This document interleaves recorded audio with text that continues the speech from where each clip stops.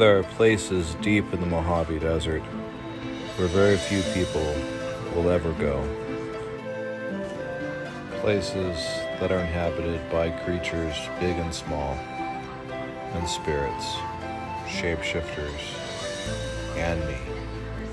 These are the places that I go. I am the Mojave Guide. Well, thanks for tuning in to the Mojave Guide. Today's episode takes place just outside of Joshua Tree in an amazing labyrinth of boulders. And this boulder field contains a spot known as the Wave Cave. And, the Wave Cave is actually a passage through to a secret valley. And at the end of that valley lies an incredible altar. So stick with us as we go in search of the Wave Cave on this episode of the Mojave Guide. Alright, I'm heading way out to a place very few people will ever go. Now I'm looking for stuff that's fun. Okay, I'm actually just looking for proof of early man. Seeing if I can see any cool old petroglyphs or pictographs or old caves. But today is more of a scouting job. So, here we go. Out Highway 62, deep in the Mojave. So I've decided to come explore this area because I believe that there used to be an ancient pathway between two ancient lakes. One was called Cadiz and the other one was called Cahuilla. And these lakes supported large populations of mammals, including camels and sloths and antelope and sheep. Anyways, my belief is that early man would have followed these animals as they migrated north and south between these lakes. And so I thought I'd come over in this area and see if I could find any evidence that would support my hypothesis. Making our way on out here. Got a long way to hike, probably 3-4 miles. It's an incredible area, and this area is full of all of these boulders. It's like a massive boulder field, and in and amongst all these boulders are a bunch of cool looking caves. And so that's my goal today, is to try and make it as far as I can and see what we find. Wow, look at that wash. So my belief is that somewhere between 3,000 and 13,000 years ago, science says that the Mojave Desert was a much greener and wetter place. And up until around 3,000 years ago, there were standing lakes right here in the Mojave Desert. And these lakes weren't small, they were huge. And they had fish in them, and they had animals that would graze on their shores. There was grasslands there. It was a very fertile place. And the animals that would have been there would have been ancient llamas and giant sloths and, bears and dire wolves, saber-toothed cats, all kinds of fun things. And a form of antelope which still exists today. However, its range has been greatly diminished. And all of these animals would have utilized these lakes and the pathways between these lakes as a seasonal migration path. And as such, man would have utilized the same paths because they would have been hunting these animals.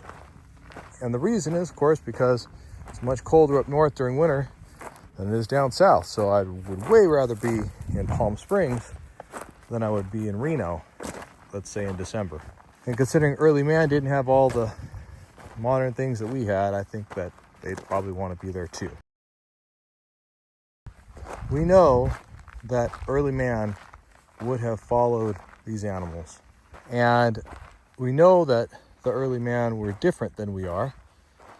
And I believe that there was actually two sets of early man. One that was much more like a Neanderthal, and one that was much more like modern Indians. And so I am in search of proof of their existence. So let's check out these boulders and see if we get a better view from here. Very awesome, just the thought that nobody's been hiking where I'm hiking in who knows how long. 100 years? 1,000 years? A year? Probably not a year, but you know, what a spot. What an amazing location. Let's take a look and see what we got. It's a little natural wash, water area, kind of a flow. But from the other side over there, I saw this super interesting thing I saw, which was kind of cool. There's this little dome shelter back here. And I'm not sure what this is all about. But inquiring minds want to know. And as such, I want to know. And just a whole lot of nothing.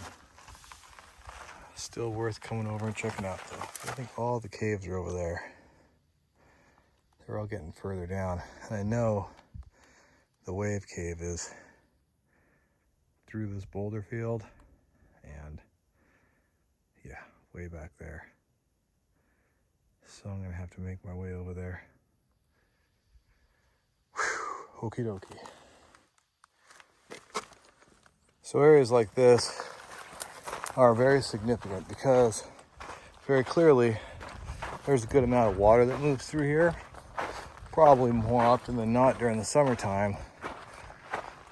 But above here, there's a cave, and oftentimes you'll find petroglyphs associated with caves, and especially caves that are above water. I'm not sure if I'm gonna be able to get up and in there safely. Possibly. Let's see, maybe I can come around over there and we'll try that. So a few thousand years ago, this area would have been a natural shortcut between two large bodies of water.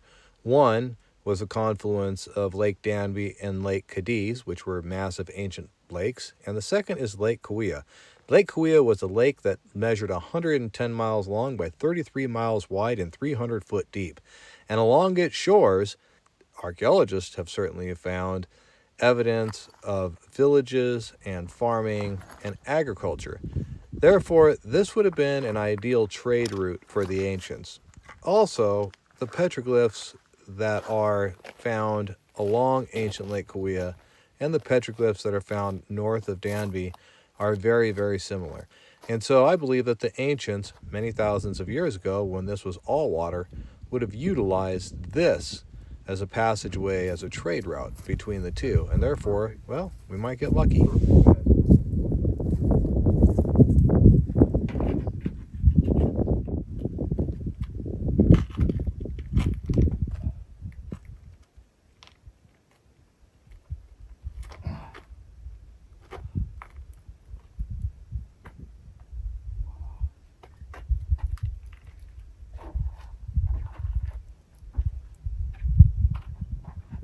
This is an absolutely perfect bed. And don't see any signs of fire pit.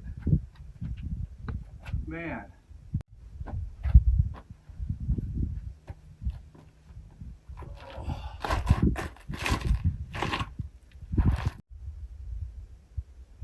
Alright. Well, got that.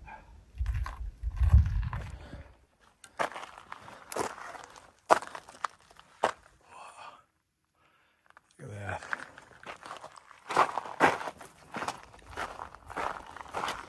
Okay. Yeah, loaded with caves. Super cool.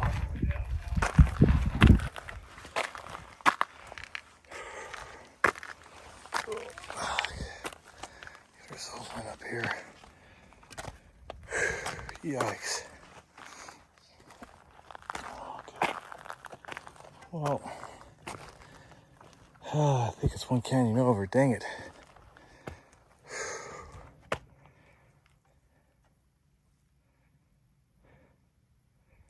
There's my truck way off in the distance.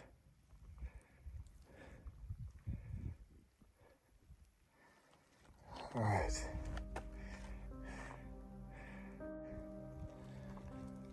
All right. Son of a gun. Oh, that is a cave up there. Oh, look at that one. How do you even get to that one? That is so cool. It's like a jungle gym for big kids. Look at that little kiva. Ooh, look at that. Let's take a look at that and then we'll head on out.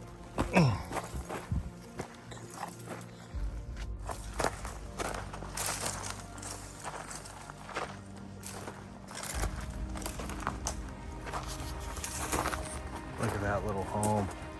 Ooh, look at that. Oh, look at this. Oh yeah. This is definitely,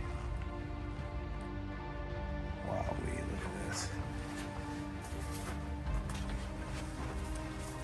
Oh, look at this, guys.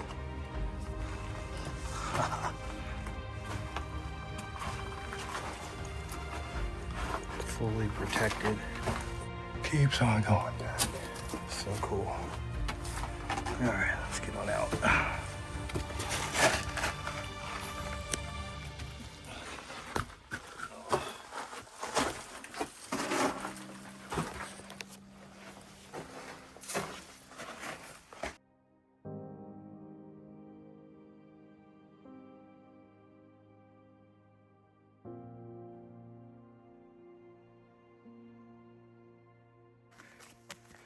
Okay, so on my way out, I saw this cave, and may not be petroglyphs, but it definitely looks like it's been enhanced by man. Does not look exactly natural. I thought, maybe. I'm not seeing any petroglyphs though, or anything else. Yeah, this is kind of cool. Super flat in here, and there's like a through and through passageway down there. It takes you out, and there's this little cubby, but look at this. Again, bunch of boulders stacked up here, and a weird rock right in the middle of this. Super cool. All right, well, I think we better get going. Daylight's burning. Actually, daylight's done. That's what we got. All right, let's get out.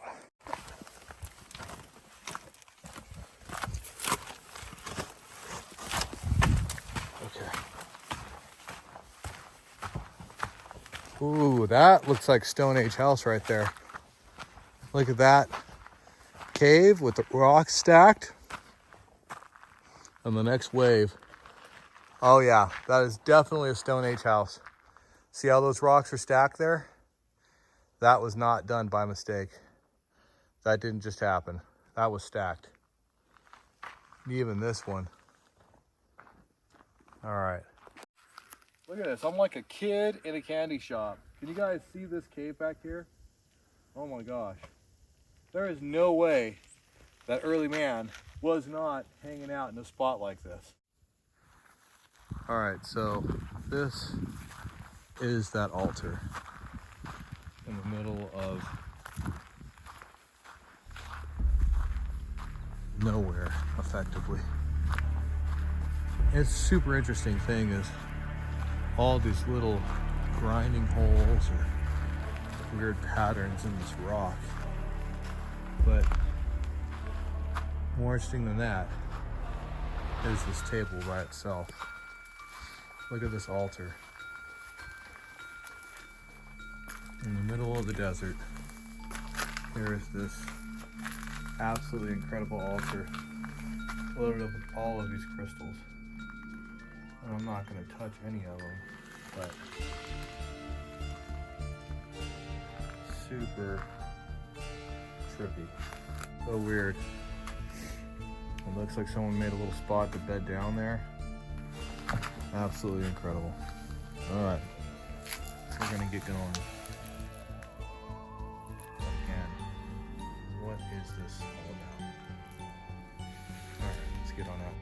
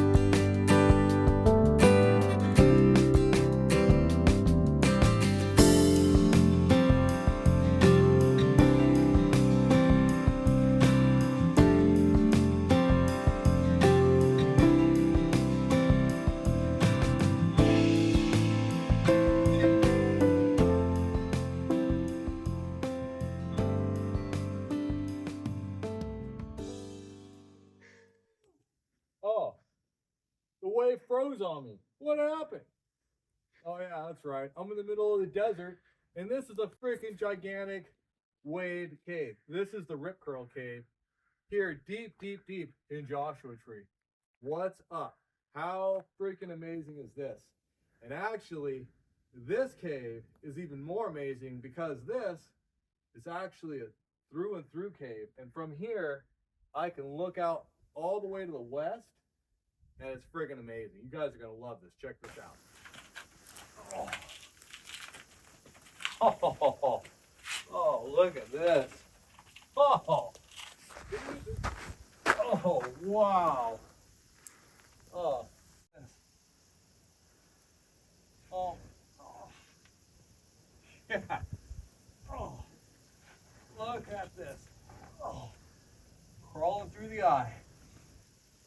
There's like cat poop up here. But this is definitely a place where early man would have been. Wow. Oh, through here. Oh, oh.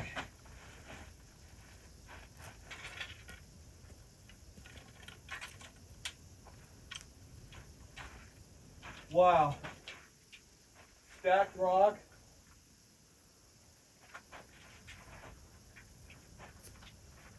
Freaking amazing. Looks like going up this canyon, and way up at the top there's stacked rocks up that cave. Yeah. Look at this. Another wave cave. Oh my gosh, this is freaking so cool. I think those are petroglyphs. Those might be petroglyphs. Oh my gosh, look at this. This is pretty cool. Alright. How am I gonna get up here?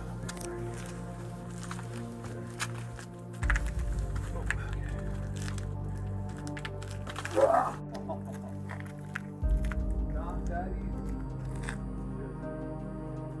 This big crack in the rock here. Wow. I am not going to make it with that. I wish I had a phone. I ain't making that one, folks. Alright, well, let's get ourselves on back down here.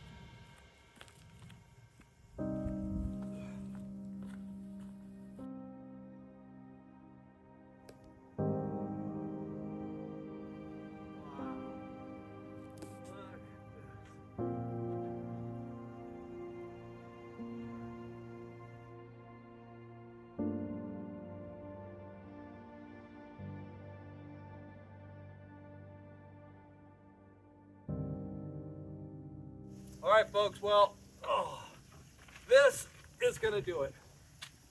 I have had an amazing, amazing time hiking across the desert. This place is God's gift to man. Makes you feel like a kid. There's just so many options. But as always, folks, if you find yourself in the middle, and I mean in the middle of the desert, standing on top of a beautiful natural arch, surrounded by miles and miles of exploration and fun. Well, if you're like me, you definitely found yourself at home.